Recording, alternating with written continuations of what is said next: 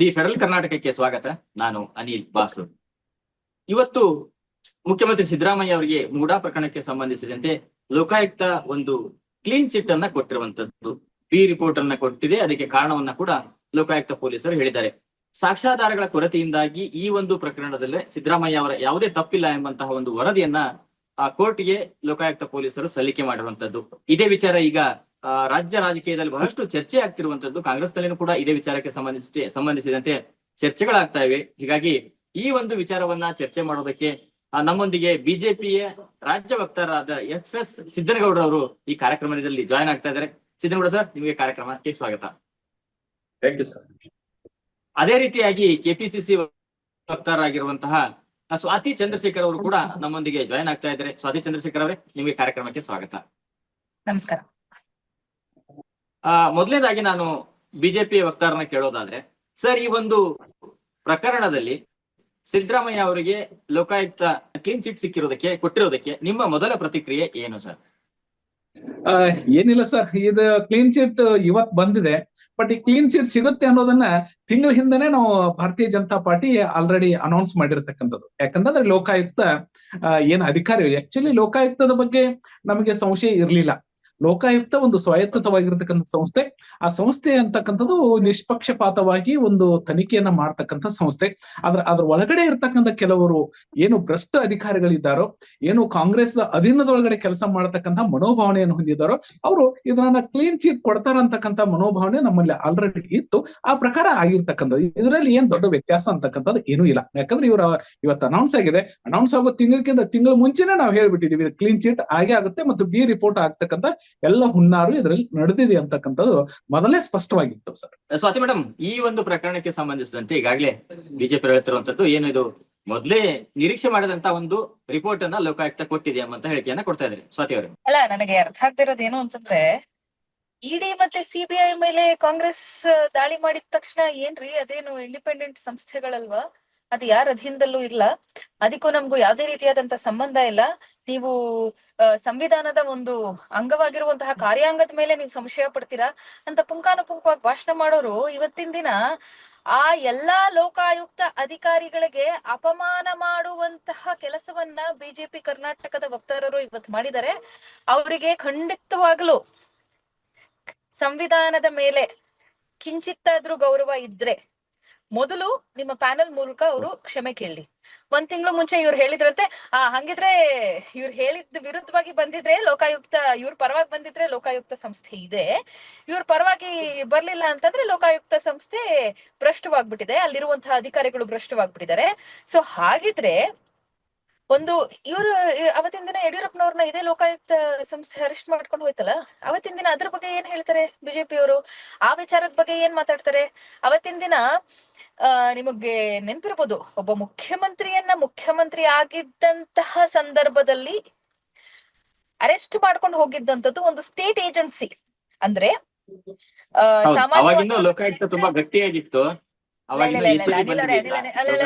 ನಿಮಿಷ ಮುಖ್ಯಮಂತ್ರಿ ಆಗಿದ್ದಂತಹ ಸಂದರ್ಭದಲ್ಲೇ ರಾಜ್ಯದ ಒಂದು ತನಿಖಾ ಸಂಸ್ಥೆ ಮುಖ್ಯಮಂತ್ರಿಯನ್ನ ಬಂಧನಕ್ಕೊಳಪಡಿಸಿದಂತಹ ಇತಿಹಾಸ ಇಡೀ ದೇಶದಲ್ಲಿ ಎಲ್ಲಾದ್ರೂ ಇದೆ ಅಂತಂದ್ರೆ ಅದು ಕರ್ನಾಟಕದಲ್ಲಿ ಮಾತ್ರ.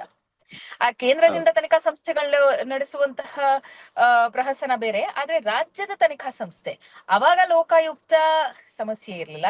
ಆಮೇಲೆ ಲೋಕಾಯುಕ್ತ ಸಮಸ್ಯೆ ಆಗುತ್ತೆ. 2013ರಿಂದ 2018 ಲೋಕಾಯುಕ್ತ ಸಮಸ್ಯೆ ಇತ್ತು. ಇವಾಗ ಲೋಕಾಯುಕ್ತ ಬೊಮ್ಮಾಯಿ ಅವ್ರ ಕಾಲದಲ್ಲಿ ಲೋಕಾಯುಕ್ತ ಸಮಸ್ಯೆ ಇರ್ಲಿಲ್ಲ, ಈಗ ಮತ್ತೆ ಲೋಕಾಯುಕ್ತ ಸಮಸ್ಯೆ ಸೃಷ್ಟಿಯಾಗೋಯ್ತು. ಅಲ್ಲ, ಇದೊಂದು ಏನೋ ನಮ್ಮ ಉತ್ತರ ಕರ್ನಾಟಕದ ಕಡೆ ಹೇಳ್ತಾ ಇರ್ತಾರೆ, ಇಲ್ಲ ಆಟ ಆಡಕ್ ಬರ್ತೀನಿ, ಇಲ್ಲ ನಾನು ಆಟ ಕೆಡ್ಸಕ್ ಬರ್ತೀನಿ, ಆಡೋನ್ ಬಾ ಕೆಡ್ಸೋಣ್ ಬಾ ಅಂತ ಹೇಳ್ತಾರೆ. ಸೊ ಆ ರೀತಿಯಾದಂತಹ ಈ ಬಾಲಿಶವಾದಂತಹ ಹೇಳಿಕೆಯನ್ನ ಬಿಜೆಪಿಯವರು ಕೊಡೋದನ್ನ ಮೊದಲು ನಿಲ್ಲಿಸ್ಲಿ. All well and said and done. ಒಂದಂತೂ ನಾನು ಬಹಳ ಸ್ಪಷ್ಟಪಡಿಸ್ತೀನಿ, ಡೇ 1 ಇಂದ ನಾವು ಬಹಳ ಕ್ಲಿಯರ್ ಆಗಿ ಹೇಳ್ತಾ ಬರ್ತಾ ಇದೀವಿ, ಈ ರಾಜ್ಯದಲ್ಲಿ ನೈತಿಕ ರಾಜಕಾರಣವನ್ನ ಯಾರಾದ್ರೂ ಮಾಡಿದ್ದಾರೆ ಅನ್ನುವಂತಹ ಹೆಗ್ಗಳಿಕೆ ಇವತ್ತಿನ ದಿನ ಕಾಲಮಾನದಲ್ಲಿ ಇದೆ ಅನ್ನೋದಾದ್ರೆ ಅದು ಸಿದ್ದರಾಮಯ್ಯನವರು. ಅವರ ಒಂದು ಅಂತಃಕರಣ ಶುದ್ಧವಾದಂತಹ ರಾಜಕಾರಣವನ್ನ ಯಾರಾದ್ರೂ ಇವತ್ತಿನ ದಿನ ರಾಜ್ಯಕ್ಕೆ ನೀಡಿದ್ದಾರೆ, ಅದು ಇತಿಹಾಸದ ಪುಟಗಳಲ್ಲಿ ದಾಖಲೆ ಆಗುತ್ತೆ ಅನ್ನೋದಾದ್ರೆ, ನಾನು ಇದನ್ನ ಕೇವಲ ಒಬ್ಬ ರಾಜಕಾರಣಿಯಾಗಿ ಕೆಪಿಸಿಸಿ ವಕ್ತಾರೆಯಾಗಿ ನಾನು ಮಾತಾಡ್ತಿಲ್ಲ ಅನಿಲ್, ನಾನು ಈ ಹಿಂದೆ ಪತ್ರಕರ್ತೆ ಕೂಡ ಆಗಿದ್ದೆ. ಸೊ ನಾನು ನನ್ನ ಪತ್ರಕರ್ತೆಯಾಗಿಯೂ ಕೂಡ ನಾನು ಈ ಸ್ಟೇಟ್ಮೆಂಟ್ ಅನ್ನ ನಾನು ಮಾಡ್ತಾ ಇದ್ದೀನಿ. ಸೊ 14 ಸೈಟ್ಗಳು ಈ ಹಿಂದೆ ಅವರ ಪತ್ನಿಗೆ ಮಂಜೂರಾಗಿದ್ದಂತದ್ದನ್ನ ನನಗ್ C as a journalist also I also have sources in many places. ಯಾವ ರೀತಿಯಾಗಿ ಗವರ್ನರ್ ಆಫೀಸ್ ಏಕಾಏಕಿ ರಾತ್ರೋರಾತ್ರಿ ಗಣತವಿತ್ತ ರಾಜ್ಯಪಾಲರ ಒಂದು ಕಚೇರಿ ಕೆಲಸ ಮಾಡೋದಕ್ಕೆ ಶುರು ಮಾಡ್ತು, ಮೂಡ ಪ್ರಕರಣ ಹೊರಗ್ ಬಂದಿದ ತಕ್ಷಣ ಅನ್ನೋದನ್ನ ನಾವು ಗಮನಿಸಿದೀವಿ. ನಮ್ಮ ಸೋರ್ಸಸ್ ಗಳಲ್ಲಿಂದ ಹೇಳಿದೆ, ನಾನು ಯಾರ ಹೆಸರನ್ನ ಉಲ್ಲೇಖ ಮಾಡೋದಕ್ಕೆ ಹೋಗೋದಿಲ್ಲ. ಆದ್ರೆ ಒಂದಂತೂ ಬಹಳ ಸ್ಪಷ್ಟ, ರಾಜಕೀಯ ಪ್ರೇರಿತವಾಗಿ ಬಂದಂತಹ ಅಪವಾದವನ್ನ ಇವತ್ತಿನ ದಿನ ನ್ಯಾಯಯುತವಾಗಿ ಮತ್ತು ನ್ಯಾಯಾಂಗದ ಮೂಲಕ ರಾಜ್ಯಪಾಲರು ಕಾನೂನಾತ್ಮಕವಾಗಿನೇ ಕೊಟ್ಟಿರ್ಲಿಲ್ವಾ? ರಾಜ್ಯಪಾಲರು ಕಾನೂನಾತ್ಮಕವಾಗಿ ಕಾನೂನು ಸಲಹೆಗಳನ್ನ ಕೊಟ್ಟಿಲ್ಲ. ಕಾನೂನಾತ್ಮಕವಾಗಿ ಕೊಟ್ಟಿದ್ದಾರೋ ಇಲ್ವೋ ನಾನು ಅದ್ರ ಬಗ್ಗೆ ಟೀಕೆ ಟಿಪ್ಪಣಿಗಳನ್ನ ಮಾಡ್ತಾನೆ ಇಲ್ಲ. ನಮ್ಮ ಆಕ್ಷೇಪ ಇದ್ದಿದ್ದು ಇಷ್ಟೇ, ಸಂವಿಧಾನಾತ್ಮಕವಾಗಿ ಅವರು ಪ್ರಾಸಿಕ್ಯೂಷನ್ ಅನ್ನ ಆನ್ ದ ಫಸ್ಟ್ ಸ್ಟೇಜ್ ಕೊಡುವಂತಹ ಅವಶ್ಯಕತೆ ಇರ್ಲಿಲ್ಲ, ಮೊದಲನೇ ವಿಚಾರ. ಅಂಡ್ 2, ಏಕಾಏಕಿ ಅವರೇ ಅಂದ್ರೆ ರಾಜ್ಯಪಾಲರ ಕಚೇರಿಯೇ ಒಂದು ತನಿಖಾ ಸಂಸ್ಥೆಯಾಗಿ ಮುಂದುವರೆದು ಕೆಲಸವನ್ನ ನಿರ್ವಹಿಸ್ತಲ್ಲ. ಅದ್ರ ಬಗ್ಗೆ ನಮಗೆ ಆಕ್ಷೇಪ ಇದೆ. ನೀವು ಸಂವಿಧಾನಾತ್ಮಕವಾಗಿ ನಿಮಗೆ ಇರುವಂತಹ ಅಧಿಕಾರಿಗಳನ್ನ ನೀವು ಉಪಯೋಗಿಸಿ, ಅದನ್ನ ಪ್ರಶ್ನೆ ಮಾಡೋದಿಕ್ ನಾವ್ ಯಾರು ಅಲ್ಲ. ಆದ್ರೆ ಒಂದು ವೆಂಡೆಟಿವಾಗಿ ಇದನ್ನ ನಾವು ಇದೇ ರೀತಿ ಬಿಂಬಿತವಾಗಿ ಇದನ್ನ ಹೊರಗಡೆ ತಗೊಂಡ್ಬರ್ಬೇಕು ಅಂತ ಹೇಳಕೊಂಡವ್ರು ಮಾಡಿದಿದ್ಯಲ್ಲ, ಅದ್ರ ಬಗ್ಗೆ ನಮ್ಮ ಆಕ್ಷೇಪ ಅವತ್ತಿಗೂ ಇದೆ, ಇವತ್ತಿಗೂ ಇದೆ. ಅದೇ ಏನಂದ್ರೆ, ಹಿಂದೆ ಹಂಸರಾಜ್ ಭಾರದ್ವಾಜ್ ಅವರು ಇದ್ರು, ಯಡಿಯೂರಪ್ಪ ಅವರು ಸಿಎಂ ಆಗಿದ್ದಾಗ ಅವರು ಕೂಡ ಯಾವ ರೀತಿಯಾಗಿದ್ರು, ಯಾವ ರೀತಿಯಾಗಿ ಸಂವಿಧಾನಾತ್ಮಕವಾಗಿ ನಡ್ಕೊಂಡ್ರು ಎಂಬ ಚರ್ಚೆ ಕೂಡ ಇದೆ. ಇದೇ ಇದು ವಿಚಾರಕ್ಕೆ ಆಯ್ತು ಈಗ ಹೇಳಿದ್ದು.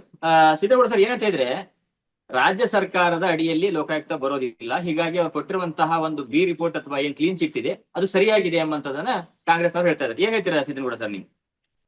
ಇಲ್ಲ, ಸ್ವಾತಿ ಚಂದ್ರಶೇಖರ್ ಅವರು ಬಹಳ ಮಾರ್ಮಿಕವಾಗಿ ಮತ್ತು ಅದರ ಜೊತೆಗೆ ಏನಂತಂದ್ರೆ ಬಾಲಿಶ್ ಹೇಳಿಕೆಗಳನ್ನ ನಾನು ನೀಡ್ತಾ ಇದ್ದೇನೆ ಅಂತಕ್ಕಂಥದ್ದು ಮೊದಲೇ ನಮ್ಮ ಮೇಲ್ಗಡೆ ಆಪಾದನೆ ಮಾಡಿ ಅವ್ರು ಹೇಳ್ಬಿಟ್ರು. ಯಾಕಂತಂದ್ರೆ ನಾನು ಸ್ಪಷ್ಟವಾಗಿ ಮೊದಲಗಡೆನೆ ಹೇಳಿದ್ದೇನೆ, ಮೊದಲನು ಕೂಡ ಇರ್ಬೋದು, ಈಗಲೂ ಕೂಡ ಇರ್ಬೋದು, ಲೋಕಾಯುಕ್ತ ಸಂಸ್ಥೆ ಯಾವುದೇ ಸರ್ಕಾರ ಇರ್ಬೋದು, ಬಿಜೆಪಿ ಸರ್ಕಾರ ಇರ್ಬೋದು, ಕಾಂಗ್ರೆಸ್ ಸರ್ಕಾರ ಇರ್ಬೋದು, JDS ಸರ್ಕಾರ ಇರ್ಬೋದು, ಅದೊಂದು ಸ್ವಾಯತ್ತವಾಗಿರ್ತಕ್ಕಂಥ ಸಂಸ್ಥೆ ಅನ್ನೋದನ್ನ ನಾನು ಮೊದಲೇ ನನ್ನ ಮಾತಿನಲ್ಲಿ ಸ್ಪಷ್ಟಪಡಿಸಿದ್ದೇನೆ.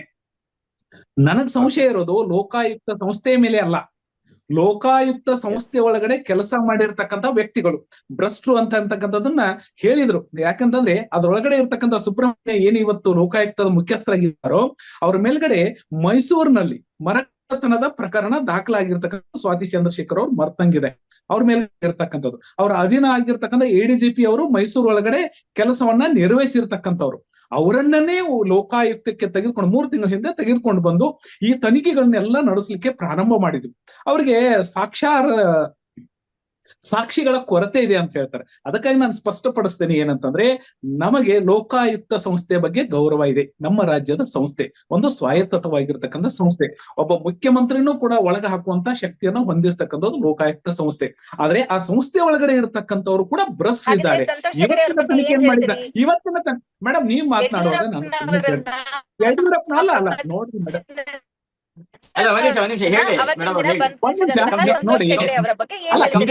ಅವರು ನ್ಯಾಯಯುತವಾಗಿದ್ರ, ನ್ಯಾಯದ ವಿರುದ್ಧವಾಗಿದ್ರ, ಅದಾದ ನಂತರದಲ್ಲಿ ಕ್ಲೀನ್ ಚಿಟ್ ತೆಗೆದುಕೊಂಡ ಯಡಿಯೂರಪ್ಪನವ್ರ ಬಗ್ಗೆ ಏನ್ ಹೇಳ್ತೀರಿ? ಸೊ ಇದ್ರಲ್ಲಿ ಯಾವ್ದು ಸರಿ ಯಾವ್ದು ತಪ್ಪು? ಒಂದಿಷ್ಟು ನೀವು ಅಧಿಕಾರಿಗಳ ಬಗ್ಗೆ ಮಾತಾಡ್ತಿರೋದು ನೀವು, ಆಯ್ತಾ? ಹೇಳ್ಬಿಡಿ ನನಗೆ ಈ ವಿವರಣೆ ಕೊಟ್ಬಿಡಿ ನೋಡೋಣ. ಚಂದ್ರಶೇಖರ್ ಅವರೇ, ತಾವು ಒಬ್ರು ಹಿರಿಯ ಪತ್ರಕರ್ತರು, KPCC ಸದಸ್ಯರು, ಬಹಳಷ್ಟು ಹಿರಿಯರಾಗಿದ್ದೀರಿ. ನಿಮ್ಮ ಬಗ್ಗೆ ನನಗೂ ಗೌರವ ಇದೆ. ನೋಡಿ, ಇಲ್ಲಿ ವಾದ ಮಾಡೋಕ್ಕಿಂತ ವಿಷಯಗಳನ್ನ ಚರ್ಚೆ ಮಾಡ್ಬೇಕಾಗಿರ್ತಕ್ಕಂಥದ್ದು. ನೀವು ಮಾತನಾಡುವಾಗ ನೀವು ಅನೇಕ ವಿಷಯಗಳನ್ನ ಹೇಳಿದ್ರಿ, ಕ್ಷಮೆ ಕೇಳ್ಬೇಕು. ಇಲ್ಲ, ನಾನು ನಮ್ಮ ಒಳಗಡೆ ಹೇಳ್ಬೋದಿತ್ತು, ಬಟ್ ಇಂಟರ್ಪ್ರಿಟೇಷನ್ ಮಾಡೋದ್ರಿಂದ ಇದಕ್ಕೆ ಅರ್ಥ ಸಿಗೋದಿಲ್ಲ.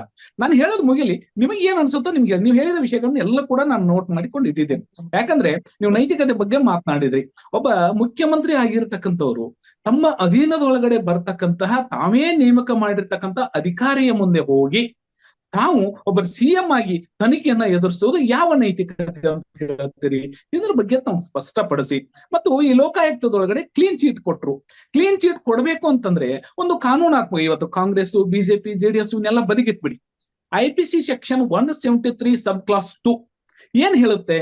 ಯಾವುದೇ ಒಂದು ತನಿಖಾ ಸಂಸ್ಥೆ ತನ್ನಗೆ ವಹಿಸಿರ್ತಕ್ಕಂತಹ ತನಿಖೆಯನ್ನ ಸಂಪೂರ್ಣವಾಗಿರ್ತಕ್ಕಂಥ ವರದಿಯನ್ನ ಬರುವವರೆಗೆ ಅದ್ರ ಒಳಗಡೆ ಇನ್ವಾಲ್ವ್ ಆಗಿರ್ತಕ್ಕಂಥ ಆಪಾದಿತರನ್ನ ಯಾವುದೇ ರೀತಿ ಒಳಗಡೆ ಕ್ಲೀನ್ ಚೀಟ್ ಕೊಡೋ ಹಾಗಿಲ್ಲ. ಆನಂತರ ಆ ಯಾರು ಅದನ್ನ ಕಂಪ್ಲೇನೆಂಟ್ ಮಾಡಿರ್ತಾರೋ ಆ ಕಂಪ್ಲೇನೆಂಟ್ಗೆ ತಾವು ತನಿಖೆಯ ವರದಿಯನ್ನ ಸಂಪೂರ್ಣವಾಗಿ ಮುಗಿಸಿ ಆ ವರದಿಯ ಒಂದು ಪ್ರತಿಯನ್ನ ಜೊತೆಗೆ ನೋಟಿಸ್ ಜೊತೆಗೆ ಕೊಡಬೇಕಾಗಿರ್ತಕ್ಕಂಥದ್ದು 173 ಸಬ್ ಕ್ಲಾಸ್ IPC ಪ್ರಕಾರ, ಇಂಡಿಯನ್ ಪಿನಲ್ ಕೋಡ್ ಪ್ರಕಾರ ಇರಬೇಕಾಗಿರ್ತಕ್ಕಂಥದ್ದು. ಇದೆಲ್ಲಗಳು ಕೂಡ ಗೊತ್ತಿದ್ರೂ ಕೂಡ ಒಬ್ಬರ IPS ಅಧಿಕಾರಿಗಳು ಯಾವುದೇ ನೋಟಿಸ್ಗೆ ವರದಿಯನ್ನ ಸಲ್ಲಿಸಲಾರದೆ ಕೇವಲ ನೋಟಿಸ್ ಅನ್ನ ಸ್ನೇಹಮಯ ಕೃಷ್ಣ ಅವ್ರು ಕೊಡ್ತಾರಂತಂದ್ರೆ ಕಾನೂನು ಯಾವ ಗಾಳಿಗೆ ತೂರಿದ್ದಾರೆ, ಅವ್ರ ಮೇಲೆ ಎಷ್ಟು ಪ್ರಭಾವ ಇದೆ ಅಂತಕ್ಕಂಥದ್ದು ಸ್ಪಷ್ಟಪಡಿಸ್ಬೇಕಾಗತ್ತೆ. ತಮ್ಮ ತನಿಖಾ ವರದಿ ಒಳಗಡೆ ಹೇಳ್ತಾರೋ ಇದು ಮಧ್ಯಂತರ ವರದಿ ಒಳಗಡೆ ಕ್ಲೀನ್ ಚೀಟ್ ಕೊಡ್ಲಿಕ್ಕೆ ಕಾನೂನಿನಲ್ಲೇ ಅವಕಾಶ ಇಲ್ಲ. ಇದನ್ನ ಹೈಕೋರ್ಟ್ ನಲ್ಲಿ ಸಂಪೂರ್ಣವಾಗಿ ಇದಕ್ಕೆ 100ಕ್ಕೆ 200ರಷ್ಟು ನಮಗೆ ನ್ಯಾಯ ಸಿಗುವಂತ ಸಂಪೂರ್ಣವಾಗಿರ್ತಕ್ಕಂಥ ಭರವಸೆ ಇದೆ. ಇದು ಯಾಕಂದ್ರೆ ನಾವು ನಡೀತಕ್ಕಂಥದ್ದು ಇಲ್ಲಿ ಕಾಂಗ್ರೆಸ್ ಆಡಳಿತದ ಮೇಲೆ ಇರಬಹುದು, ಬಿಜೆಪಿ ಆಡಳಿತದ ಮೇಲ್ಗಡೆ ಇರಬಹುದು.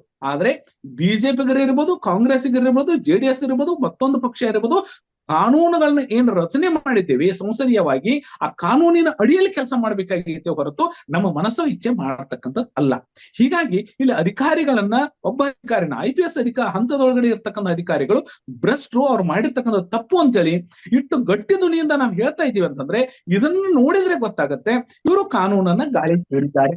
ಈ ಒಂದು ಉದ್ದೇಶಕ್ಕಾಗಿ ನಾನು ಹೇಳ್ತಾ ಇರೋದೇ ಹೊರತು ನಮ್ಮ ಸಂಸ್ಥೆ ಒಳಗಡೆ ಇರತಕ್ಕಂಥದ್ದು, ನಮ್ಮ ರಾಜ್ಯದ ಒಳಗಡೆ ಇರತಕ್ಕಂಥವ್ರು ಇವ್ರು ಯಾವ್ದೋ ಒಂದು ವ್ಯವಸ್ಥೆ ಒಳಗಡೆ ಸಿಕ್ಕೊಂಡು ಅವರೆಲ್ಲರೂ ಕೂಡ ಭ್ರಷ್ಟರು ಅಂತೇಳಿ ಯಾವ್ದೋ ಕಾಂಗ್ರೆಸ್ ಪರವಾಗಿ ವರದಿ ಕೊಟ್ಟಿದ್ದಾರೆ ಅಂತಕ್ಕಂಥದ್ದು ಅಲ್ಲ, ಕಾನೂನಾತ್ಮಕವಾಗಿ ಇರ್ತಕ್ಕಂಥದ್ದು. ಇದರಿಂದ ಅಲ್ಲಿ ನೈತಿಕತೆ ಬಗ್ಗೆ ಮಾತನಾಡಿದ್ರಿ. KS ಈಶ್ವರಪ್ಪನವರು ಲೋಕೋಪಯೋಗಿ ಸಚಿವರಿದ್ದಾಗ ಸಂತೋಷ್ ಪಾಟೀಲ್ ಅಂತಕ್ಕಂಥವ್ರು ವರ್ಕ್ ಆರ್ಡರ್ ಇಲ್ಲದೆ ಯಾವುದೋ ಒಂದು ಕೆಲಸವನ್ನು ಯಾವುದೋ ಒಂದು MLA ಗಳ ಒತ್ತಡದೊಳಗಡೆ ಕೆಲಸವನ್ನ ಮಾಡಿ ಯಾವ್ದು ಪೆಂಡಿಂಗ್ ಬಿಲ್ ಇತ್ತು ಅಂತೇಳಿ ಸೂಸೈಡ್ ಮಾಡ್ಕೊಂಡ್ರು. ಯಾರು? KS ಈಶ್ವರಪ್ಪನವ್ರ ಹೆಸರು ಬರೆದಿಟ್ಟು. KS ಈಶ್ವರಪ್ಪನವರಿಗೂ ಆ ಪ್ರಕರಣಕ್ಕೂ ಏನೂ ಸಂಬಂಧ ಇಲ್ಲ. ಅಲ್ಲಿ ಸ್ಥಳೀಯವಾಗಿರ್ತಕ್ಕಂಥ ಶಾಸಕರನ್ನ ಮಾತನ್ನ ಕೇಳಿ ನಾನು ನಂತರ ಟೆಂಡರ್ ಹಾಕ್ತೀನಿ, ಅದು ಆನ್ ಆಫೀಸಲ್ಲಿ ನಡೀತಕ್ಕಂಥದ್ದು. KS ಈಶ್ವರಪ್ಪನ ರಾಜೀನಾಮೆ ಕೊಡುವವರೆಗೂ ಕೂಡ ಕೊಟ್ರಿ. ಕೊನೆಗೆ ಬಂದಿದ್ದಾಯ್ತು KS ಈಶ್ವರಪ್ಪರು ಎರಡು ಮುಗಿಸ್ತೀನಿ. ಈ ರೀತಿಯಾಗಿ ಇರ್ಬೇಕಂತಂದಾಗ ಟಿಕೆಟ್ ಕೊಡ್ಲಿಲ್ಲ.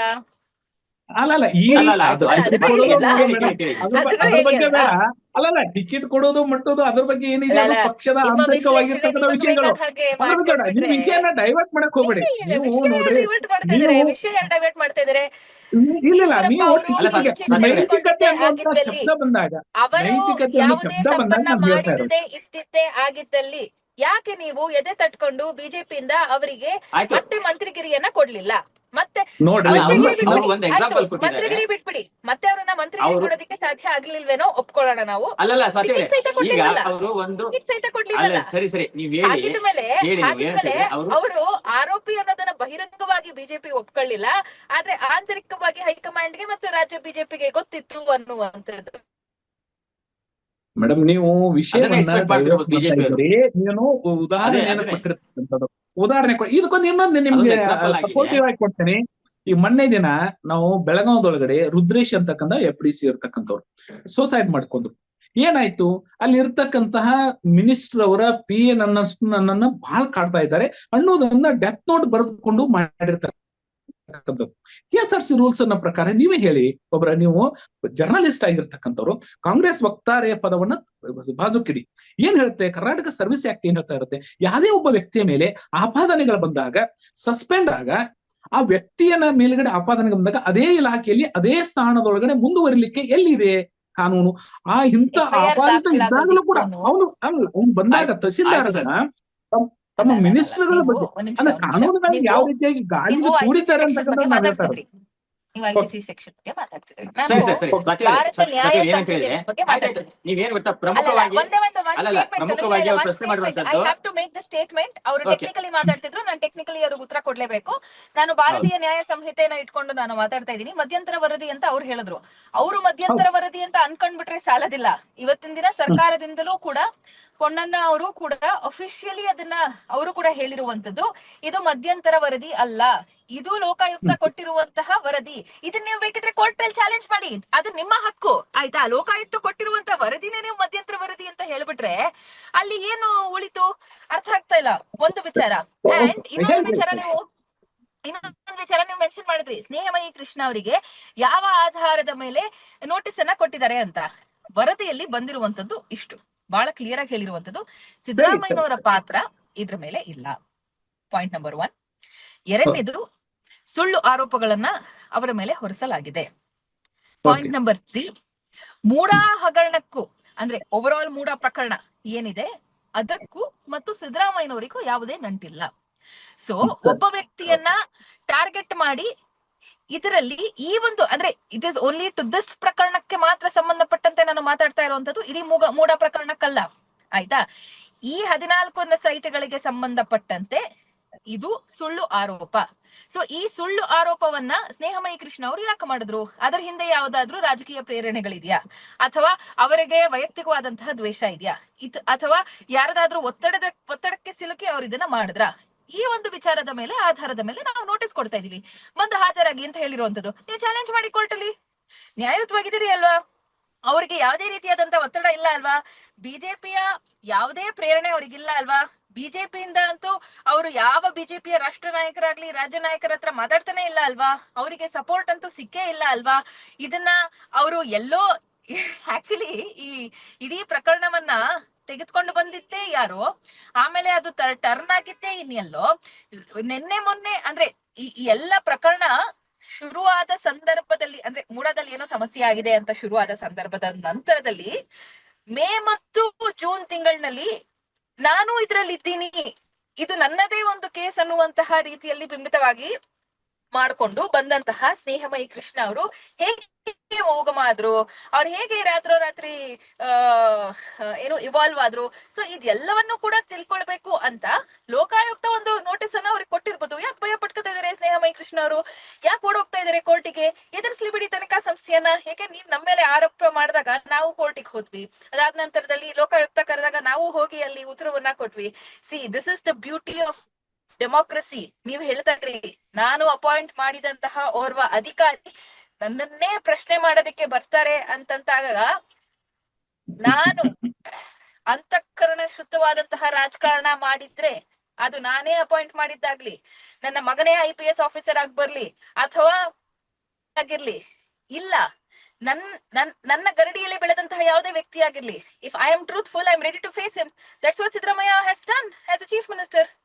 ಅದನ್ನ ಬಿಟ್ಟು ನೀವು ಇವತ್ತಿನ ದಿನ ಕ್ಲೀನ್ ಚೀಟ್ ಬಂದಿದ್ದನ್ನೇ ನೀವು ಇದು ಸರಿ ಇಲ್ಲ ಅಂತ ಯಾಕೆ ಹೇಳಕ್ ಹೋಗ್ತೀರಿ? ಚಾಲೆಂಜ್ ಮಾಡಿ ಕೋರ್ಟ್ ಅಲ್ಲಿ. ಆಯ್ತು, ಈಗ ಸರಿಯಾಗಿದೆ ಸಿದ್ದರಾಗೌಡ ಸರ್. ಈಗ ಏನಂತ ಹೇಳಿದ್ರೆ, ನೀವು ಕೋರ್ಟ್ ಅಲ್ಲಿ ಇದನ್ನ ಚಾಲೆಂಜ್ ಮಾಡಿ ಅಂತ ಹೇಳ್ತಾ ಇದಾರೆ. ಹೈಕೋರ್ಟ್ ಯಾರು ಹೋಗ್ತಾರಾ ಅಥವಾ ಏನಾದ್ರು ಈಗ ಬಿಜೆಪಿ ಕಡೆಯಿಂದ ಏನಿದೆ ಸ್ಟೆಪ್ ಅಂತ ಹೇಳಿ? ಅಲ್ಲ, ಬಿಜೆಪಿ ಕಡೆಯಿಂದ ಅಂತಂದ್ರೆ ಇಲ್ಲಿ ಪ್ರಕರಣ ದೂರದಾರರು ಸ್ನೇಹಮಯ ಕೃಷ್ಣ ಅವ್ರು ನಿನ್ನೆನೆ ಕೂಡ ಸ್ಟೇಟ್ಮೆಂಟ್ ಅನ್ನು ಕೊಟ್ಟಿದ್ದಾರೆ. ನಾವು ಹೈಕೋರ್ಟ್ ನಲ್ಲಿ ಚಾಲೆಂಜ್ ಮಾಡ್ತೀವಿ ಅಂತ.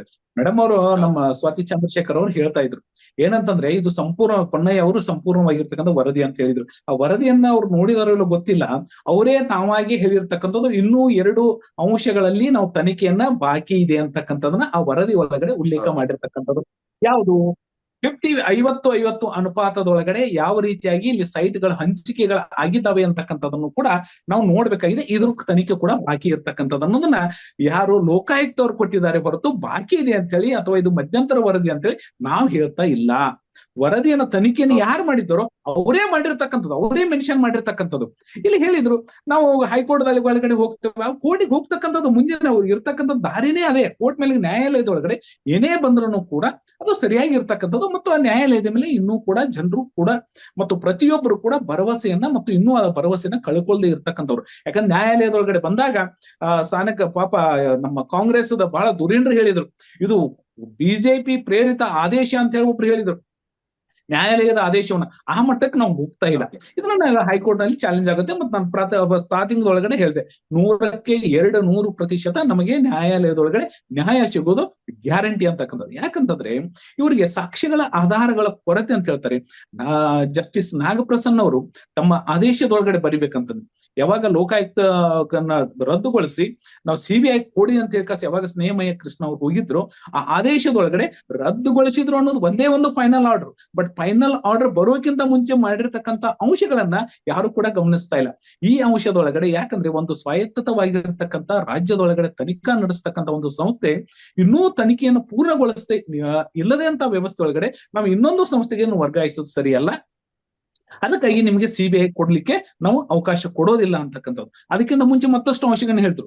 ನೀವು 50:50 ಅನುಪಾತದೊಳಗಡೆ 14 ಸೈಟ್ಗಳನ್ನ ಯಾವ ಆಧಾರದ ಮೇಲೆ ಕೊಟ್ಟಿದ್ದೀರಿ ಅನ್ನೋದನ್ನ ಸ್ಪಷ್ಟಪಡಿಸ್ಬೇಕಂತಕ್ಕಂಥದ್ದು ಕೂಡ ಜಸ್ಟಿಸ್ ನಾಗಪ್ರಸನ್ನ ಅವರು ಕೂಡ ತಮ್ಮ ಆದೇಶದೊಳಗಡೆ ಕೊಂಡಿರ್ತಕ್ಕಂಥದ್ದು. ಮತ್ತು ಸ್ನೇಹಮಯ ಕೃಷ್ಣ ಅವರು ಕೂಡ ಹೇಳಿರ್ತಕ್ಕಂಥದ್ದು, ನೀವು 50:50 ಅನುಪಾತದೊಳಗಡೆ ಯಾವ ರೀತಿ 14 ಸೈಟ್ಗಳನ್ನ ಕೊಟ್ರಿ, ಸರ್ಕಾರದಿಂದ ಏನಾದ್ರು ಗಜೆಟ್ ಮಾಡಿದ್ರ, ಮೂಡಾದಿಂದ ಏನಾದ್ರು ಗಜೆಟ್ ಮಾಡಿದ್ರ, ಇಷ್ಟು ಸೈಟ್ಗಳನ್ನ ಕೊಡ್ಲಿಕ್ಕೆ ಕಾರಣ ಏನು ಅಂತಕ್ಕಂಥದ್ದು ಒಂದು ಅಂಶ. ಮತ್ತೆ ಇನ್ನೊಂದು, ಇದು ಯಾಕೆ ತನಿಖಾ ವರದಿ ಅಂತಕ್ಕಂಥದ್ದು ಸಾಕ್ಷಿಗಳ ಕೊರತೆಯಿಂದ ಕ್ಲೀನ್ ಚೀಟ್ ಕೊಡ್ತಾರೋ ಅಂತಂದ್ರೆ 2010ರಲ್ಲಿ ಇವರು ಎಷ್ಟು ಅಂತಂದ್ರೆ 5,29,000 ರೂಪಾಯಿಗಳಿಗೆ 3 ಎಕರೆ 26 ಗುಂಟೆಯನ್ನ ಖರೀದಿಯನ್ನ ಮಾಡ್ತಾರೆ. 2010ಕ್ಕಿಂತ ಮುಂಚೆ ಮೂಡಾದವರೇ ಹೇಳ್ತಾರೆ ಆ ಸೈಟ್ ನಲ್ಲಿ 11 ಕೋಟಿ ರೂಪಾಯಿಗಳನ್ನ ಅಭಿವೃದ್ಧಿ ಪರವಾಗಿರ್ತಕ್ಕಂಥ ಖರ್ಚು ಮಾಡಿದ್ದೀವಿ ಅಂತಕ್ಕಂಥದ್ದು. ಈ ಸಾಕ್ಷಿಗಳು ಇವರಿಗೆ ಡಾಕ್ಯುಮೆಂಟಲ್ ಎವಿಡೆನ್ಸ್ಗಳು ಯಾವ ರೀತಿಯಾಗಿ ಕಾಣ್ಲಿಲ್ವಾ? ಹಾಗಾದ್ರೆ ಇಲ್ಲಿ ಭ್ರಷ್ಟಾಚಾರ ನಡೆದಿರ್ತಕ್ಕಂಥದ್ದು ಗೋಚರ ಆಗ್ತಾ ಇರಲ್ಲ. 11 ಕೋಟಿ ರೂಪಾಯಿ ಅಭಿವೃದ್ಧಿ ಪಡಿಸಿರ್ತಕ್ಕಂಥ ಒಂದು ಜಮೀನ್ ಅದನ್ನ ಇವರು ಅಭಿವೃದ್ಧಿ ಪರವಾಗಿರ್ತಕ್ಕಂಥ ಎನೇ ಕನ್ವರ್ಟೆಡ್ ಲ್ಯಾಂಡ್ ಅನ್ನ ಯಾವ್ದು ಕೃಷಿ ಭೂಮಿ ಅಂತ ಹೇಳಿ ಕೇವಲ 5,29,000 ರೂಪಾಯಿಗಳಿಗೆ ಖರೀದಿ ಮಾಡ್ತಾರೋ ಅಂತಂದ್ರೆ ಇದರ ಅರ್ಥ ಏನು?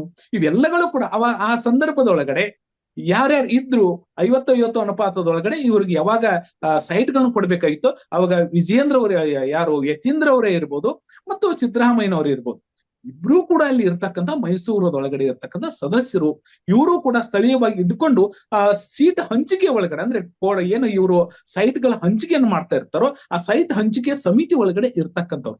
ಈ ಎಲ್ಲ ಮೇಲ್ನೋಟಕ್ಕೆ ಅಂತ ಅಷ್ಟೇ ಅಲ್ಲ, ಇದ್ರೊಳಗಡೆ ಇನ್ವಾಲ್ವ್ ಆಗಿ ಇರೋದ್ರಿಂದ ಈ ಪ್ರಕರಣದ ಒಳಗಡೆ ಗಟ್ಟಿತನ ಇದೆ. ಯಾಕಂದ್ರೆ ಹೈಕೋರ್ಟ್ ದಲ್ಲಿ ಇರೋದ್ರಿಂದ ಅದಕ್ಕೆ ಇವನ್ನೆಲ್ಲ ಇದೇನು ಅಂತಂದ್ರೆ ಕೇವಲ ಸಮಯವನ್ನ ಮುಂದೂಡ್ಲಿಕ್ಕೆ.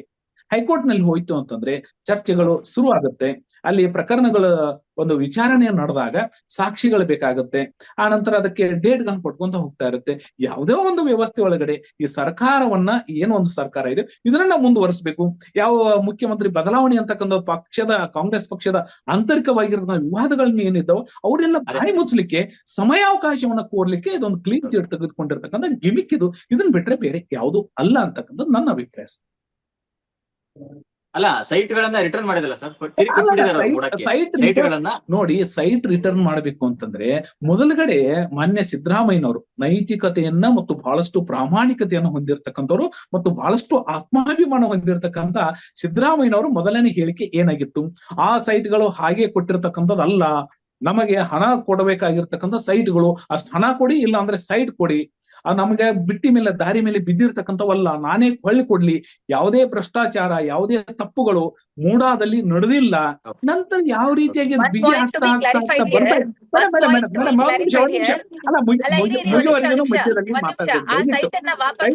ಸಿದ್ದರಾಮಯ್ಯನವರಲ್ಲ, ಅವರ ಧರ್ಮಪತ್ನಿ.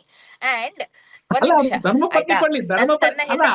ಕುಂಕುಮಕ್ಕೆ ಬಂದಿರುವಂತ ಸೈಟ್ ನ ಅಲ್ಲ ತನ್ನ ಹೆಂಡತಿಗೆ ಧರ್ಮಪತ್ನಿಗೆ ಅರ್ಶನ ಕುಂಕುಮಕ್ಕೆ ಬಂದಿರುವಂತ ಸೈಟ್ ಗಳನ್ನ ನೀವು ಸಿದ್ದರಾಮಯ್ಯನವರು ಸ್ವಾಭಾವಿಕವಾಗಿ ಅವರು ಡಿಸಿಷನ್ ಅದು ಅವರ ಹೆಂಡತಿ ಸೈಟೇ ಆಗಿರ್ಲಿ, ಅವರು ರಾಜ್ಯದ ಮುಖ್ಯಮಂತ್ರಿಯೇ ಆಗಿರ್ಲಿ, ಆಯ್ತಾ, ಆಕೆಗೆ ಇರುವಂತಹ ಒಂದು ಎಮೋಷನಲ್ ಅಟ್ಯಾಚ್ಮೆಂಟ್ ನ ಆ ಸೈಟಿನ ಮೇಲೆ ಇರೋದನ್ನ ಅಲ್ಲಗಳಿಯೋದಕ್ಕೆ ಆಗೋದಿಲ್ಲ. ಅವರು ರಾಜ್ಯಕ್ಕೆ ಮುಖ್ಯಮಂತ್ರಿಯೇ ಆಗಿರಬಹುದು, ಆದ್ರೆ ಮನೆಯಲ್ಲಿ ಅವರು ಇವರಿಗೆ ಧರ್ಮಪತ್ನಿಯೇ, ಇವರು ಅವರಿಗೆ ಪತಿಯೇ, ಆಯ್ತಾ. ಸೊ ಪತಿ ಧರ್ಮವನ್ನ ಅವರು ಪಾಲಿಸಿರಬಹುದೇ ಹೊರತು ಅಲ್ಲಿ ಅವರ ಧರ್ಮಪತ್ನಿ ಸೈಟ್ ವಾಪಸ್ ಕೊಟ್ಟಿರೋದು, ಅವ್ರ ಸೈಟ್ ವಾಪಸ್ ಕೊಡು ಅಂತ ಹೇಳಿಕೊಡ್ತಿರೋದಲ್ಲ. ಇದನ್ನ ತಾವು ಗಮನದಲ್ಲಿ ಇಟ್ಕೊಂಬಿಡಿ ಫಸ್ಟ್. ಇದ್ರು ಅಂತ ಹೇಳ್ತಿರೋದು ಅವರು. ಹೇಳಿ ಅವ್ರ ಸರ್. ಪುತ್ರನು ಇದ್ರು. ಅದ್ರ ಜೊತೆಗೆ ಏನಂತಂದ್ರೆ ಅದ್ರ ಬಗ್ಗೆ ಸಿದ್ದರಾಮಯ್ಯನವರು ಮೊದಲನೇ ಕ್ಲೀನ್ ಆಗಿ ಕೇಳ್ಬಿಡ್ಬೋದಿತ್ತು. ಅದು ನನ್ನ ಪತ್ನಿಗೆ ಸಂಬಂಧಪಟ್ಟಂತ ವಿಷಯ. ಅವ್ರನ್ನ ಕೇಳಿ ಅವ್ರು ಏನ್ ಮಾಡ್ತಾರೆ ಅದೇ ಅದೇ ಮಾಡ್ತಾರೆ. ನಾನೇ ಹೊಳಿ ಕೊಡ್ಬೇಕು ಇವತ್ತು ಸರಿ ಅಂತಕ್ಕಂಥ ಸರ್. ಪ್ರಶ್ನೆ ಹೇಳಿದವ್ರು ಯಾರು? ಒಂದ್ ನಿಮಿಷ, ಒಂದ್ ನಿಮಿಷ, ಒಂದ್ ಕೇಳಂತ ನಿಮಿಷ. ಮೇಡಮ್, ನೀವು ನೋಡಿ, ಮಾಧ್ಯಮದವರು ನೀವು ರಾಜ್ಯದ ಮುಖ್ಯಮಂತ್ರಿಯನ್ನ ಕೇಳಿದಾಗ ಅವ್ರ ಅದಕ್ಕೆ ಉತ್ತರ ಕೊಟ್ಟಿದ್ದಾರೆ. ಅವ್ರ ಅದಕ್ಕೆ ಬಹಳ ಕ್ಲಿಯರ್ ಆಗಿ ಉತ್ತರ ಕೊಟ್ಟಿದ್ದಾರೆ. ನನ್ನ ಹೆಂಡತಿಗೆ ಅರ್ಶನ ಕುಂಕುಮಕ್ಕೆ ಬಂದಿರುವಂತ ಸೈಟ್ ಅದು. ಹಾಗಾಗಿ ಆಯ್ತು, ನೀವು ಸೈಟ್ ಬೇಕಿದ್ರೆ ತಗೊಳ್ಳಿ, ಅವರಿಗೆ ಬರಬೇಕಾಗಿರುವಂತ ಹಣವನ್ನ ಕೊಡ್ಸಿ ಅಂತ. ರಾಜ್ಯದ ಮುಖ್ಯಮಂತ್ರಿ ಆಗಿದ ತಕ್ಷಣ ತನ್ನ ಮನೆಗೆ ಬರಬೇಕಾಗಿರುವಂತ, ಹೌದು ಸ್ವಾಮಿ, ಈಗ ಏನ್ ಗೊತ್ತಾ, ಬಿಟ್ಟಿಯಾಗಿ ಹಣ ತೆಗೆದುಕೊಳ್ಳದೆ ಇದ್ದಾಗ, ಅಂಡರ್ ದ ಟೇಬಲ್ ಹಣ ಸರಿ ಸರಿ ತೆಗೆದುಕೊಳ್ಳದೆ ಇದ್ದಾಗ ಇದು ಸರಿ ಸಹಜ. ಸರಿ ಆಯ್ತು ಮೇಡಮ್. ಆಯ್ತಾ? ಹೆಂಗೋ ಒಂದ್ ಹೆಂಗೋ ನಿಮಿಷ ಸರ್, ಒಂದ್ ನಿಮಿಷ ಸರ್, ಅವ್ರು ಬಿಟ್ಟಾಗ ಮುಗಿಸಿ. ಹೇಳ್ಬೋದು, ನೂರಾರು ಸಾವಿರಾರು ಸೈಟ್ ಇರ್ಬೋದು, ಅದ್ರಲ್ಲಿ 14 ಹೋದ್ರೆ ಹೋಗ್ಲಿ ಅಂತ. ಅವ್ರ ಹೆಂಡತಿಗೆ ಬಂದಿದ್ದು, she has an emotional attachment to it. So okay ಅದನ್ನ ನೀವು ಗೌರವಿಸ್ತೀರಾ, ನೀವು ಮುಖ್ಯಮಂತ್ರಿಗಳನ್ನ ಅದನ್ನ ಅದ್ರಲ್ಲಿ ಎಳಿತಾ ಹೋದ್ರಿ. ಅಂಡ್ ಸ್ವಾಭಾವಿಕವಾಗಿ ಅವ್ರದಕ್ಕೆ, and he is not a hit and run politician. ನನಗೂ ಇದಕ್ಕೂ ಸಂಬಂಧ ಇಲ್ಲ ಅಂತ ಹೇಳಿ ಹೋಗೋದಿಕ್ ಆಗೋದಿಲ್ಲ. ಸೊ ಅವರ ಧರ್ಮಪತ್ನಿಗೆ ಬಂದಿರುವಂತದ್ದು, ಅದು ಅವರನ್ನ ಹೋಗಿ ಪ್ರಶ್ನೆ ಮಾಡಿದಾಗ ಅವ್ರ ಅದಕ್ಕೆ ಸ್ವಾಭಾವಿಕವಾಗಿ ಉತ್ತರ ಕೊಟ್ಟಿದ್ದಾರೆ ಅಷ್ಟೇ. ಅದನ್ನ ನೀವು ಸೈಟ್ ವಾಪಸ್ Okay. ವಿಚಾರವನ್ನ ನೀವು ಒಂದ್ ನಿಮಿಷ, ಮುಖ್ಯಮಂತ್ರಿಗಳ ತಲೆಗೆ ಕಟ್ಟೋದಕ್ಕೆ ಹೋಗ್ಬೇಡಿ. ಸರಿ. ಒಂದು ರಾಜ್ಯದ Yes, right. ಮುಖ್ಯಮಂತ್ರಿಗಳಾಗಿ ಒಬ್ಬ ಹೆಣ್ಣು ಮಗಳಿಗೆ ಅರಿಶಿನ ಕುಂಕುಮಕ್ಕೆ ಬಂದಿರತಕ್ಕಂಥದ್ದು, ಅವ್ರ ಬ್ರದರ್, ಅವರ ಸಹೋದರ ಗಿಫ್ಟ್ ಆಗಿ ಕೊಟ್ಟಿರ್ತಕ್ಕಂಥದ್ದು, ಅವ್ರ ಸೈಟ್ ವಾಪಸ್ ಕೊಟ್ರು. ಒಬ್ಬ ರಾಜ್ಯದ ಮುಖ್ಯಮಂತ್ರಿ ಆಗಿ ಒಂದು ಹೆಣ್ಣು ಮಗಳು ಇಷ್ಟೊಂದು ಅಟ್ಯಾಚ್ಮೆಂಟ್ ಇಟ್ಕೊಂಡಿರ್ತಕ್ಕಂಥ ಸೈಟ್ ಗಳನ್ನು ಹೊಳ್ಕೊಟ್ಟಾಗ ಅವಳಿಗೆ ಬರ್ಬೇಕಾಗಿರ್ತಕ್ಕಂಥ ಪರಿಹಾರವನ್ನ ರಾಜ್ಯ ಸರ್ಕಾರದ ಮುಖ್ಯಮಂತ್ರಿಗಳಾಗಿರ್ತಕ್ಕಂಥವ್ರು ಕೊಡ್ಬೋದಿತ್ತಲ್ಲ. ಯಾಕೆ ಬಿಟ್ರು? ಅದು ಅದನ್ನ ಯಾಕೆ ಮೂಢನಂಬಿಕೆ. ಬಿಟ್ರು? ಅಲ್ಲ ಅಲ್ಲ, ಅದನ್ನ ಯಾಕೆ ಬಿಟ್ರು? ಡಿಸೈಡ್ ಮಾಡ್ಬೇಕು. ಮುಖ್ಯಮಂತ್ರಿಗಳು ಅದು ಆಯ್ತು ಸರ್, ಈಗ ಮುಖ್ಯಮಂತ್ರಿಗಳು ಡಿಸೈಡ್ ಮಾಡೋದಲ್ಲ. ಈಗ ಆಯ್ತು. ಒಬ್ಬ ಅದು ಸಾಮಾನ್ಯ ಮೂಢ ಪ್ರಜೆಗಳನ್ನ decide ಆಯ್ತು ಸರ್, ಡೈವರ್ಟ್ ಆಯ್ತು. ಮಾಡ್ತಾ ಇದ್ದೀರಿ. ಅಲ್ಲ ಒಬ್ಬ ಸಾಮಾನ್ಯರನ್ನ ಡೈವರ್ಟ್ ಮಾಡ್ತಾ ಇದ್ದೀರಿ. ಬಟ್ ಅವಳಿಗೆ ನ್ಯಾಯವನ್ನ, ಅಲ್ಲ, ಒಬ್ಬ ಮುಖ್ಯಮಂತ್ರಿಯ ಪತ್ನಿಗೆ ಕೂಡ ನ್ಯಾಯವನ್ನ ಕೊಡಿಸುವಂತ ಪರಿಹಾರ ಸ್ಥಾನದೊಳಗಡೆ ಮೂಢ ಕೊಡಬೇಕು. ಮುಖ್ಯಮಂತ್ರಿಗಳನ್ನ ಅಂದ್ರೆ ಯಾವ ಕೊಡ್ಬೇಕಾಗಿರೋದಲ್ಲ ರೀತಿಯಾಗಿ ಪರಿಹಾರ ನ್ಯಾಯವನ್ನ ಸರಿ, ಒದಗಿಸ್ಬೇಕಲ್ಲ ಆಯ್ತು. ಮುಖ್ಯಮಂತ್ರಿಗಳು. ಕೇಳಿ ಅಲ್ಲಲ್ಲ, ನಿಮ್ಮ ಸಮರ್ಥನೆಗಳು ಸರಿ ಇವೆ. ಒಂದ್ ನಿಮಿಷ ಸ್ವಾತಿ ಅವರೇ, ಒಂದ್ ನಿಮಿಷ. ನಿಮ್ಮ ಸಮರ್ಥನೆಗಳು ಸರಿ ಇವೆ, ಚರ್ಚೆ ಸರಿಯಾಗಿದೆ. ಒಂದು ವಿಚಾರ ಈಗ ಏನಂತ ಹೇಳಿದ್ರೆ, ನೀವು ಆಗ್ಲೇ ಹೇಳಿದ್ರಿ, ಈಶ್ವರಪ್ಪ ಅವರ ಪ್ರಕರಣವನ್ನು ತಗೊಂಡ್ ಬಂದ್ರಿ. ಅದಾದ ನಂತರ ಸಿದ್ದನಗೌಡ ಸರ್ ನಿಮ್ಗೂ ಕೇಳ್ತೀನಿ, ಮತ್ತೆ ಅವ್ರಿಗೇನು ಕೇಳ್ತಾ ಇದ್ದೀನಿ. ಈ ಒಂದು Yes. ಕ್ಲೀನ್ ಚಿಟ್ ಸಿಕ್ಕಿರುವಂತದ್ದು ಕಾಂಗ್ರೆಸ್ ನಲ್ಲಿ, ಸ್ವಾತಿ ಅವರ ಕಾಂಗ್ರೆಸ್ ಪಕ್ಷದಲ್ಲಿ ಮುಂದಿನ ಅವಧಿಗೆ ಸಿದ್ದರಾಮಯ್ಯ ಅವರೇ ಸಿಎಂ ಆಗಿ ಮುಂದುವರೆಯೋದಕ್ಕೆ ಒಂದು ಚರ್ಚೆಯನ್ನು ಹುಟ್ಟಾಕಿರುವಂತದ್ದು. ಈಗ ಚರ್ಚೆ ಬಂದಿದೆ, ನಿಮ್ಮ ಪಕ್ಷದಲ್ಲಿ ಬಂದಿದೆ, ಅದಕ್ಕೆ ಒಂದು ಬಲ ಕೊಟ್ಟಂತ ಆಗ್ತಾ ಇದೆ. ಇದ್ರ ಬಗ್ಗೆ ಏನ್ ಹೇಳ್ತೀರಾ? ಅಂದ್ರೆ ಮುಂದಿನ 5 ವರ್ಷದ ಅವಧಿಗೆ, ಅಂದ್ರೆ ಉಳಿದಿರುವಂತ ಅವಧಿ 5 ವರ್ಷ ಪೂರ್ಣ ಅವಧಿಯನ್ನ ಸಿದ್ದರಾಮಯ್ಯ ಅವರು ಮಾಡೋದಕ್ಕೆ ಇದೊಂಥರ ಬೂಸ್ಟ್ ಬಂದಂಗ ಆತು. ಉಳಿದಂತ ಚರ್ಚೆಗಳೆಲ್ಲ ಕಡಿಮೆ ಆಗ್ತಾ ಇದೆಯಲ್ವಾ ಸ್ವಾತಿ ಅವರೇ? ಅಲ್ಲ, ಸಿದ್ದರಾಮಯ್ಯನವರು ಅಧಿಕಾರ ವಹಿಸ್ಕೊಂಡಿದ್ದು ಮುಂದೊಂದ್ ದಿನ ಮೂಡ ಬರುತ್ತೆ. ಸೊ ಮೂಡ ಪ್ರಕರಣವನ್ನ ಬಿಜೆಪಿ ಅವ್ರು ನನ್ನ ಹೆಗ್ಲಿಕ್ ಕಟ್ತಾರೆ. ಅವಾಗ ಏನು ಸ್ಥಾನ ಪಲ್ಲಟ ಆಗ್ಬೇಕಾಗತ್ತೆ ಅಂತ ಅವ್ರೇನು ಅಧಿಕಾರ ಸ್ವೀಕಾರ ಮಾಡ್ಲಿಲ್ಲ. ಆಯ್ತಾ? ಸೊ ಇದಕ್ಕೂ ಅದಕ್ಕೂ ಸಂಬಂಧ ಕಟ್ಟುವಂತಹ, ಹೋಲಿಸಿ ಮಾತಾಡುವಂತಹ ಅನಿವಾರ್ಯತೆನೆ ಹುಟ್ಕೊಳ್ಳೋದಿಲ್ಲ. ಅಂಡ್ ಸೆಕೆಂಡ್ ಥಿಂಗ್, ಸೊ ಅವರು ರಾಜ್ಯದ ಮುಖ್ಯಮಂತ್ರಿಯಾಗಿ ಅಧಿಕಾರವನ್ನ ಸ್ವೀಕಾರ ಮಾಡಿದ್ದಾರೆ. ರಾಜ್ಯದ ಮುಖ್ಯಮಂತ್ರಿಯಾಗಿ ಅಧಿಕಾರವನ್ನ ಹಸ್ತಾಂತರ ಮಾಡ್ತಾರ ಅಥವಾ ಹೈಕಮಾಂಡ್ ಏನ್ ಹೇಳುತ್ತೆ, ಡಿ ಕೆ ಶಿವಕುಮಾರ್ ಮತ್ತು ಅವರಿಬ್ಬರ ಮಧ್ಯೆ ಏನ್ ಚರ್ಚೆ ನಡೆದಿದೆ, ಇದು ಯಾರಿಗೂ ಕೂಡ ಗೊತ್ತಿಲ್ಲ. ಒಬ್ಬ ವಕ್ತಾರೆಯಾಗಿ ನಾನು ಏನನ್ನೂ ಅಥೆಂಟಿಕೇಟ್ ಮಾಡೋದಕ್ಕೆ ಸಾಧ್ಯ ಇಲ್ಲ.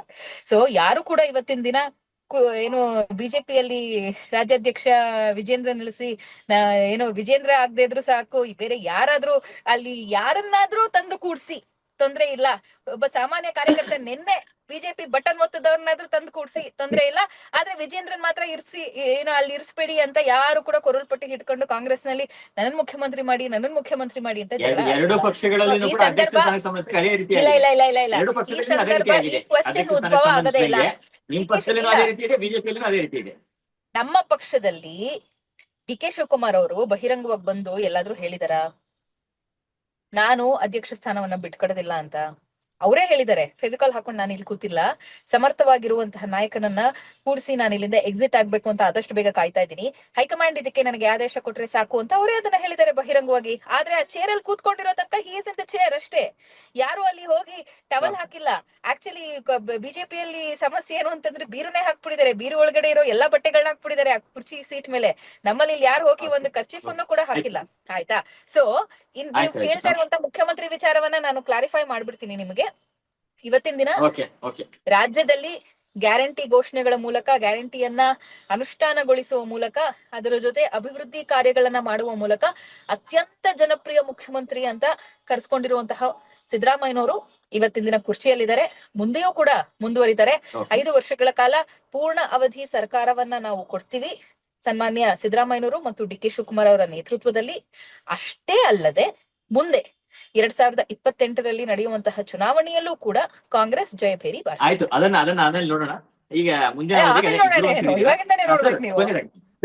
ಅದೇ ಅಲ್ಲಲ್ಲ, ಇಬ್ರು ಅಂದ್ರೆ ಅವರ ನೇತೃತ್ವದಲ್ಲಿ ಅಂತ ಹೇಳಿದ್ರೆ ಸರ್, ನಿಮ್ಮ ಕೊನೆಯ ರಿಯಾಕ್ಷನ್ ಅಂತ ಹೇಳಿದ್ರೆ ಈ ಒಂದು ಕಾಂಗ್ರೆಸ್ ನಲ್ಲಿ ಆಗ್ತಿರುವಂತ ಬೆಳವಣಿಗೆಗೆ ಕೊನೆಯ ರಿಯಾಕ್ಷನ್ 1 ನಿಮಿಷದಲ್ಲಿ ಸರ್, ಟೈಮ್ ಆಗ್ತಾ ಇದೆ ಪ್ಲೀಸ್. ಏನಿಲ್ಲ, ಆಕ್ಚುಲಿ ನಮ್ಮ ಬಾಲಿಶ್ ಹೇಳಿಕೆಗಳನ್ನ ನಿಜವಾಗ್ಲೂ ಸ್ವಾತಿ ಚಂದ್ರಶೇಖರ್ ಅವ್ರನ್ನ ಮೆಚ್ಚಿಕೊಳ್ಳೇಬೇಕು. ಯಾಕಂತಂದ್ರೆ ಕಾಂಗ್ರೆಸ್ ಪಕ್ಷದ ಅಧ್ಯಕ್ಷ ಸ್ಥಾನಕ್ಕಾಗಿ ಎಲ್ಲರೂ ಕೂಡ ದಿಲ್ಲಿಯಲ್ಲಿ ವೇಟ್ ಮಾಡ್ತಾ ಇದ್ದಾರೆ. ಒಬ್ರು ಹೇಳ್ತಾರೆ ಇದೀ 5 ವರ್ಷಗಳ ಕಾಲ ಮುಖ್ಯಮಂತ್ರಿಗಳು ಇವರೇ ಇರ್ತಾರೆ ಅಂತ ಹೇಳ್ತಾರೆ. ನಮ್ಮ ಶಿವಾನಂದ ಪಾಟೀಲ್ ಹೇಳ್ತಾರೆ ಮುಂದಿನ ಬರುವ 5 ವರ್ಷದಲ್ಲಿಯೂ ಕೂಡ ಸಿದ್ದರಾಮಯ್ಯನವರೇ ಮುಖ್ಯಮಂತ್ರಿಗಳು ಅಂತ ಹೇಳ್ತಾರೆ. ಡಿ.ಕೆ. ಶಿವಕುಮಾರ್ ಅವರು ಹೇಳ್ತಾರೆ ಯಾವ ರೀತಿಯಾಗಿ ಒಂದು ಅಧಿಕಾರವನ್ನ ತೆಗೆದುಕೊಳ್ಬೇಕು ಅಂತಕ್ಕಂಥದ್ದು ನನಗೆ ಗೊತ್ತಿದೆ ಅಂತಕ್ಕಂಥದನ್ನ. ಮತ್ತೆ ಈ ಹಿಂದೆ ಕೂಡ ನಾನು ಮೇಡಮ್ ದಯವಿಟ್ಟು ನೀವು ಇಂಟರ್ಫೇರ್ ಆಗ್ಬೇಡಿ. ನಮ್ ಕೊಟ್ಟಿದ್ದು 1 ನಿಮಿಷ ಮೇಡಮ್. ನೀವು ಹಿರಿಯರು ಈ ರೀತಿ ಮಾತಾಡೋದಲ್ಲ. ಹೌದು, ಅವ್ರು ಹೇಳಿ ಒಂದು ಅಧಿಕಾರಗಳನ್ನ ತೆಗೆದುಕೊಳ್ಳೋದು ನನಗೆ ಗೊತ್ತಿದೆ ಅಂತಕ್ಕಂಥದ್ದನ್ನ ಬಿಜೆಪಿ ಹೇಳಿರ್ತಕ್ಕಂಥದ್ದಲ್ಲ.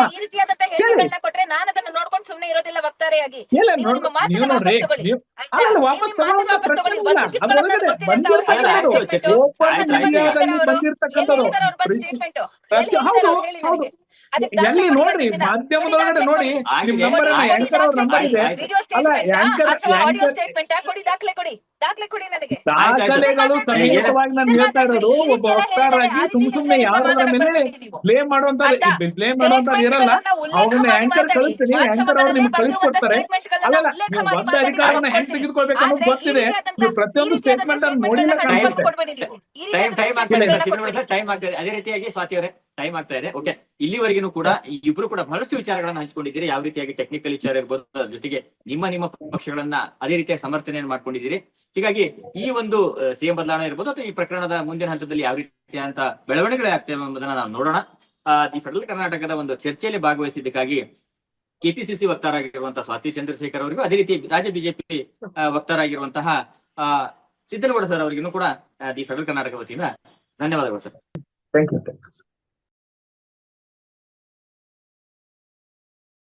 ಹೆಚ್ಚಿನ ಸುದ್ದಿ ಅಪ್ಡೇಟ್ಗೆ ಈಗಲೇ the federal Karnataka YouTube page ಅನ್ನು ಸಬ್ಸ್ಕ್ರೈಬ್ ಮಾಡಿ.